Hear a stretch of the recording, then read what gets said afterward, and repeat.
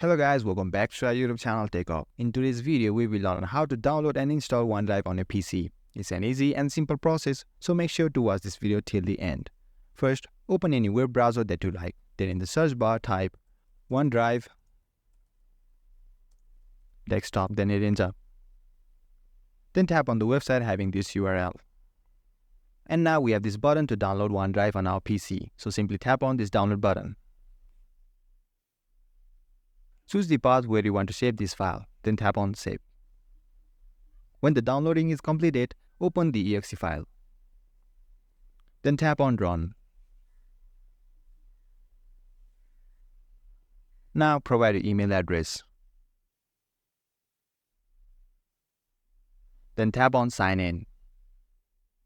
Now provide your password to log into your account. Then tap on Sign In. Tap on Next. You can choose whether you want to send optional data or not. Then tap on Accept. Now you need to locate a folder where you want to save your OneDrive. You can tap on Change Location to set any of your preferred path. When that's done, tap on the Next button. Then tap on the Next button again. You can tap on Get the mobile app if you want to, but for now I will just tap on Later. Now tap on Open my OneDrive folder.